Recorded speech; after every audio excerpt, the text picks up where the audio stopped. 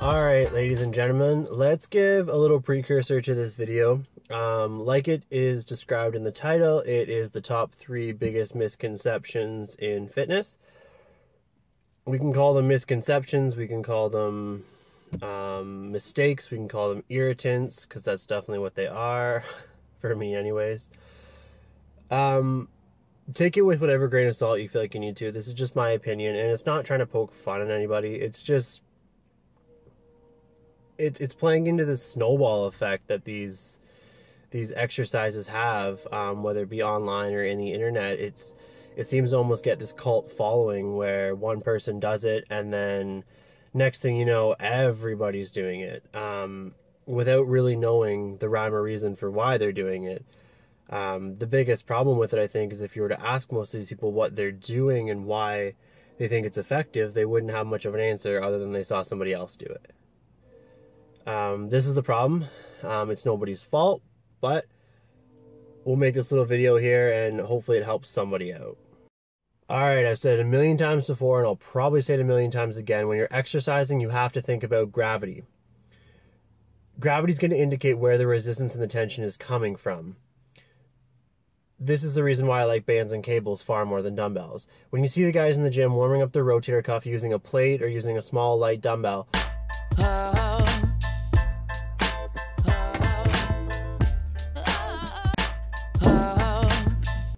they're not thinking about where the tension's coming from. If you're holding a weight this way, the tension is coming between, or the resistance is coming between your hand and the ground, because that's where the weight is. There's nothing keeping the tension across the body in that outwards movement for the rotator cuff that you're trying to obtain. This is why something like a band would work much better. It'll come across the body and the tension will be in that outward movement, not downwards, where the only thing coming into play is your bicep essentially. So think about gravity, think about where the tension is coming from if you're going to do something like opening up the rotator cuff. This exercise can be done really well if you're lying on a bench though. If you're lying sideways, coming across the body, the tension is towards the ground, so you will get the benefit of the rotator cuff. Just think about what you're doing before you do it.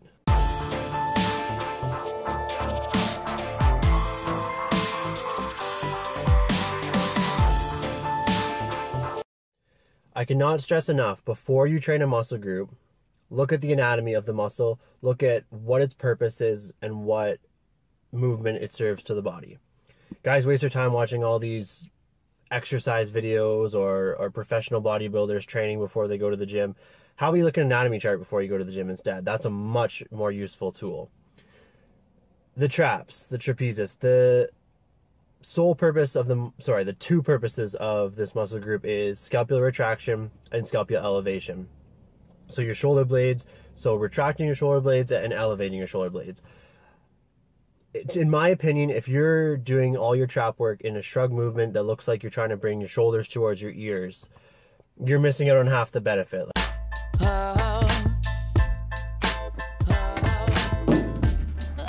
Like I just said, scapular retraction needs to come into play.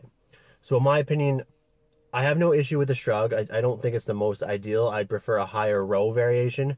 But if you are going to do a shrug, it has to involve some kind of scapular retraction.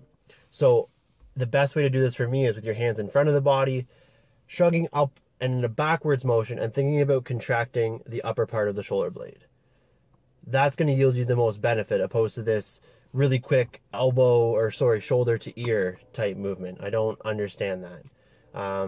Try to perform a shrug with a backwards movement pattern that has some retraction of the scapula.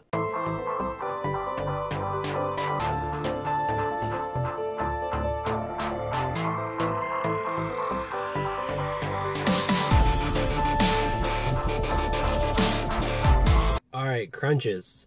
Bad enough alone, in my opinion. Just not a proper use for the core or the abdominals, whatever term you want to use. For me, the biggest thing that you can do with your core and your abdominals is anti-movement patterns. So forcing your body to stabilize in unstable positions. The core is built to keep you from not being Gumby, to keep you upright and allow controlled movement through the body and the torso. Doing crunches doesn't play into that. I mean, you might get the aesthetic appeal to a certain degree, which I'll even argue isn't the most beneficial as it could be. But on top of that, even worse than just crunches in general, is crunches with your feet secured into something.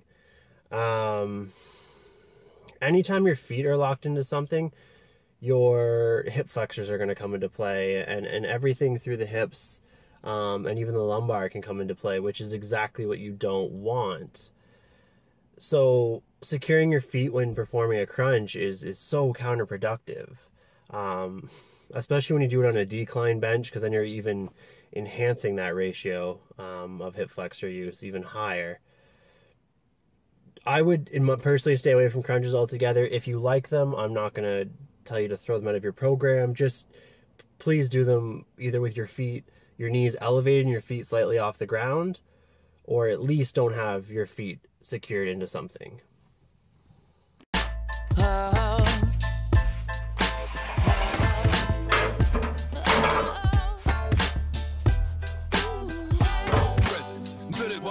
With this fame, they looking at me, yes, they gonna